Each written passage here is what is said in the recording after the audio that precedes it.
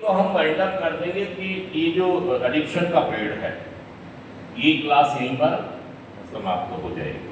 और दूसरा रिकवरी के बाद हम बात किस पर रिकवरी हम बात करेंगे नशे की बीमारी। मैंने कहा था कि नशे की बीमारी के तीनों पार्ट हम शुरू करेंगे कि आखिर ये पार्ट हमको समझ क्यों नहीं आ रहे। ये बना दिया इन्होंने एक पेड़।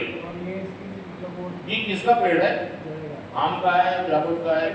हाँ देखो ये पेड़ है ट्री ऑफ एडिक्शन। एडिक्शन का पेड़ मतलब नशेबाजी का पेड़। और मैंने क्या मुख्य बात कही थी इसमें याद है आपको? अनुज याद है तुम्हें कुछ? सर इसमें एडिक्शन की तीन आपने बातें बताई थी। नशा, एडिक्शन से क्या प्रॉब्लम आती है? नशा, सेक्स में प्रॉब्लम और एक जो नहीं, ये मैंने बताया था कि जहां एडिक्शन का पेड़ है नशेबाजी का, उस व्यक्ति के साथ सेक्स की प्रॉब्लम भी हो सकती है और जुए की प्रॉब्लम भी हो सकती है। Thank you Anuj, thank you. ताली बजा दीजिए इनके लिए कि हमने दोस्तों, मैं एक ऐसा व्यक्ति हूं जिसने बहुत सारे लोगों को नशा मुक्त होते देखा।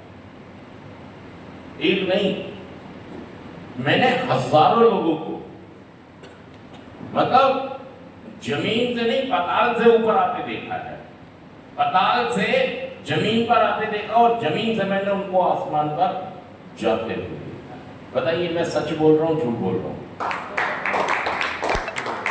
देखिए मैं इसलिए कह रहा हूं कि बहुत सारे लोग नशा मुक्त हो रहे हैं, बहुत सारे लोग नशा मुक्त हो रहे हैं सिवाय आपके, सिवाय क्योंकि आपके पास वो आस्था, आपके पास वो लगन, आपके पास वो हिम्मत, आपके पास जो गुरु के समझो उसकी आस्था। क्या मैं एकलव्य की आस्था को एक्सप्लेन कर सकता हूँ, बता सकता हूँ? नहीं शब्द है यार, उससे महसूस किया जा सकता है कि एकलव्य के अंदर अपने गुरु के प्रति, अपनी उस चीज को सीखने के प्रति कितनी आस्था।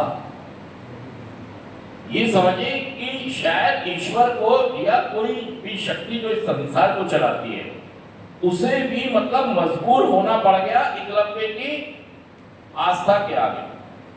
मतलब वो एक जो चीज एकलव्य चाह रहे थे सीखना, मतलब ऊपरी शक्ति ने उसको वो चीज उसकी आस्था की बदौलत दी। तो देखिए मैं ये बताना चाह रहा हूं कि आपकी आस्था बहुत अगर आपने आस्था बना ली कि मुझे नशा मुक्ति के गुण सीखने हैं, क्या करना है? मुझे नशा मुक्ति के तरीके सीखने हैं और यहां जितनी भी चीजें मुझे सिखाई और बताई जा रही हैं, देखिए जरूरी नहीं है कि आप उतना समय लगाएं बर्बादी में जितने बहुत सारे और लोग लगाते हैं जो मैंने लगा दिया।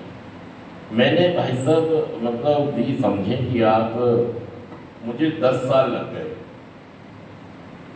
और मुझे तो 10 साल में मैं ठीक भी हो गया। मैंने बहुत सारे ऐसे लोगों को भी देखा जिन्होंने बहुत सारे साल लगाए फिर भी वो नशा मुक्त नहीं हो पाए।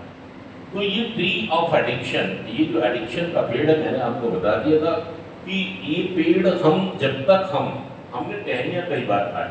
इसमें क्या बताया था मैंने आपको? माँ बाप के प्रेशर से या भाई के प्रेशर से हम लोग कोई जगह काट दिया या हमें कोई बीमारी हो गई। हमें दोस्तों आपको पता है मैंने स्मोकिंग भी छोड़ दी और पता क्या हुआ था? मुझे स्ट्रोक आया रात को और मेरी एक साइड रुक गई, एक हाथ एक पैर रुक गया और बीपी हुआ। मैं रात को सो रहा था, मेरी आंख खुली रात को 3 बजे, तो एक हाथ और पैर काम और भाई साहब मैं तो बड़ा घबरा गया। तो मुझे आईसीयू में भर्ती, हॉस्पिटल ले गए और आईसीयू में भर्ती कर दिया। डॉक्टर ने बताया इसको स्ट्रोक आया है। और जब मैं वहाँ आईसीयू में भर्ती था तो मेरे दोस्त आए मिलने। मेरे दोस्त भी मेरे जैसे रिकवरी में आए। तो मैंने उसको बोला यार मैंने तुम्हारे पास बीड़ी सिगरेट है तो मुझे दे दो। तो कहने लगा गुरु रहने दो यार, क्या करोगे तुम बढ़ती हो तुम यही हो कर रहे हो। तो मैंने कहा छोड़ देना यार, तू देख तो देखे तो कुछ नहीं हो। अब क्योंकि वो मेरे जूनियर थे, शिष्य थे, वो मजबूर हो गए और उन्होंने मुझे माचिस में बीड़ी डालकर और मैंने यहाँ रख ली।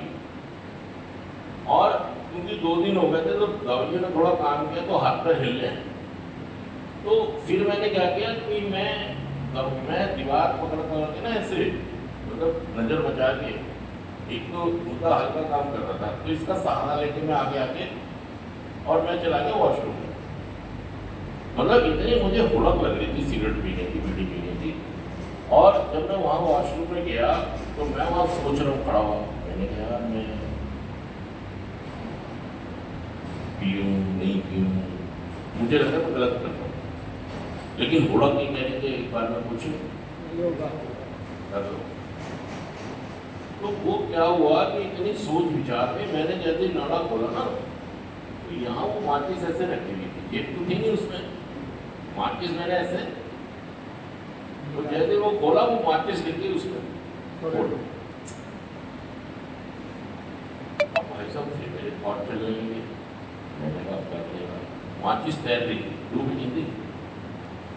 और मैंने कहा क्या करेगा, मैंने कहा यार अनुज शायद ऊपर वाला भी ये चाहता है कि तू नहीं जब तू यहाँ इतना मतलब ऑब्सेशन है तुझे और डॉक्टर तुझे पहले कहते थे स्मोकिंग छोड़ दो स्मोकिंग, और तुम आज उसकी वजह से तुझे स्ट्रोक आया और इससे भी तेरी खोपड़ी काम नहीं कर रही तो क्या मरना ही चाह रहा है क्या।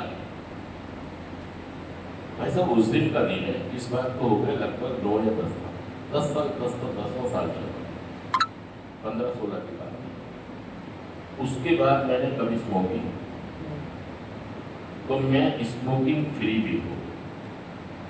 मतलब समझिए इस बात को कि कहीं ना कहीं तो व्यक्ति यार इस बात को रियलाइज करता ही है ना कि गलत है। लेकिन मैं ये भी बता रहा हूँ आपको कितना ऑब्सेशन होता है एक एडिक्ट के जीवन में, दिमाग में, कि वो मतलब आईसीयू में है और फिर भी वो एक पैर लगाना चाहता है। इसको क्या कहेंगे? तो मैं आपसे कह